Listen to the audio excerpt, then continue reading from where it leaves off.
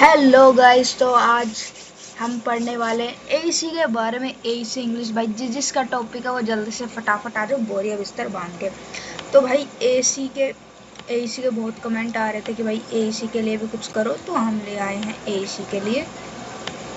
तो भाई देखो, थोड़ा सा तो आपको मैनेज करना पड़ेगा क्योंकि प्रॉपर अभी चीज़ें नहीं हुई हैं। जब तक सब्सक्राइबर नहीं बन जाते, आप जल्दी से 100 सब्सक्राइबर करवा दीजिए।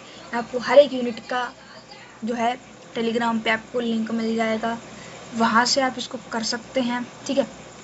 तो अभी आज चलते हैं टॉपिक पे। भाई देखो, आज का जो टॉपिक है वो होने वाला है हमारे यूनिट 2। तो यूनिट 2 में हम क्या पढ़ने वाले हैं? देखिए, यूनिट 2 में हम पढ़ेंगे कि हम अपनी फ्लुएंसी को और कैसे और बढ़िया कर सकते हैं, एक्टिव लिसनिंग कैसे कर सकते हैं, एक्टिव स्पीकिंग स्किल्स हम कैसे सीख सकते हैं। तो इसके ऊपर आपका यूनिट 2 का बहुत बड़ा क्वेश्चन बनने वाला है एईसी में, तो आप स्किप नहीं कर सकते हैं इसको। तो मेरे साथ जुड़े रहिए। चलिए चलते हैं, ठीक है। मेन पॉइंट आपको मैं सिखा दूंगी, बाकी इसकी जो पीडीएफ रहेगी वो आपको प्रोवाइड करा दी जाएगी। आप मुझे 50 सब्सक्राइबर करवा दीजिए या 100 करवा दीजिए, मैं आपको प्रॉपर जो है सारी गाइडेंस दे दूँगी। तो चलिए अब चलते हैं। तो सबसे पहला पॉइंट है यहाँ का कि भाई क्लैरिटी होनी चाहिए। जो भी आप बोलो वो लैंग्वेज तो आपकी प्रोनाउंसिएशन होनी चाहिए अच्छी तरीके से, क्लैरिटी भी होनी चाहिए और आर्टिकुलेशन भी होना चाहिए। वो बहुत बड़ा रोल प्ले करता है। तो यहाँ पे कुछ लाइंस लिखी हुई हैं, मैं आपको पढ़ के सुना देती हूँ। Articles play a crucial role in ensuring that your message is properly conveyed and understood by your audience. मतलब जो आप मैसेज बोलना चाह रहे हो वो प्रॉपर तरीके से जो है ऑडियंस तक पहुँचना चाहिए, ठीक है ना। अगर ऐसा आपने कुछ भी बोल दिया, ऑडियंस को भाई समझ में नहीं आ रहा है, तो आप क्या कर पाओगे बताओ? तो ऐसा नहीं हो सकता है। अब दूसरी चीज़ आती है इसमें कि आप इफेक्टिव लिसनिंग के लिए आप मुझे कमेंट में बताएंगे, मैं आपको स्पीकिंग का बता रही हूँ, ठीक है ना। तो भाई स्पीकिंग में क्या हो सकता है? Involves good organization and good structure. देखिए, जो भी आप स्पीच बोलते हैं उसके अंदर जो स्ट्रक्चर होना चाहिए, जो ग्रामेटिकल एरर बिल्कुल भी नहीं होनी चाहिए उसमें, ठीक है ना। अब वेल ऑर्गेनाइज्ड स्पीच होनी चाहिए, आपकी प्रेजेंटेशन बहुत बढ़िया होनी चाहिए जिससे आप अच्छा सीख पाएंगे, ठीक है। तो ये आपको समझ में आ गया होगा, आई होप। आप इसको पूरा पढ़ सकते हैं, आपको मिल जाएगी पीडीएफ, ठीक है।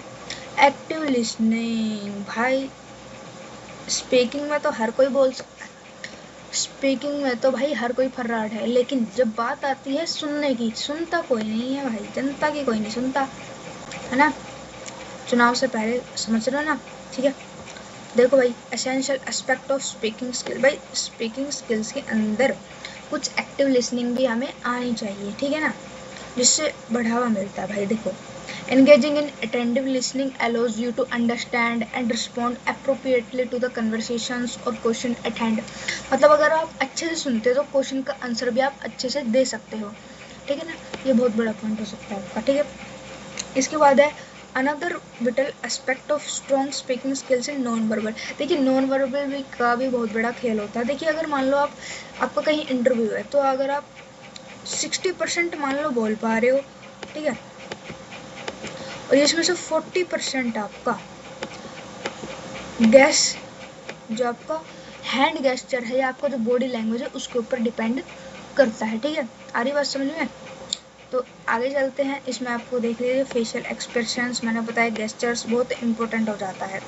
अब नेक्स्ट चलते हैं lastly, practice and continuous improvement. देखिए, आप जितना हो सके अपने मिरर के सामने अपनी जो है बार बार प्रैक्टिस कीजिए, ठीक है ना। प्रैक्टिस मेक्स मैन परफेक्ट, ठीक है। आपकी जो स्पीकिंग स्किल्स है वो काफ़ी हद तक सुधर जाती है, ठीक है ना। रेगुलरली इंगेजिंग इन कन्वर्सेशंस, आप इंग्लिश फिल्म में देख सकते हैं, ठीक है ना। प्रेजेंटेशंस पढ़िए, अखबारों को पढ़िए, ठीक है। लाइक पब्लिक स्पीकिंग करिए। Clubs can help build confidence, reduce anxiety, refine your speaking abilities over time, seeking feedback from others, ठीक है। ये सब चीज़ें आपको समझ में आती हैं।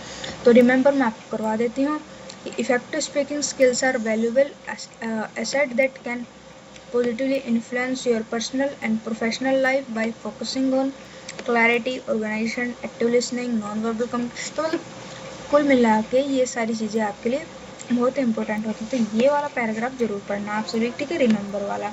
यहाँ से लेके यहाँ तक पूरा पढ़ना है आपको, ठीक है। तो आई होप आप सभी को वीडियो समझ में आई होगी। तो देखिए आगे नेक्स्ट पार्ट में देखिएगा। अभी के लिए इतना ही, यहीं तक, धन्यवाद।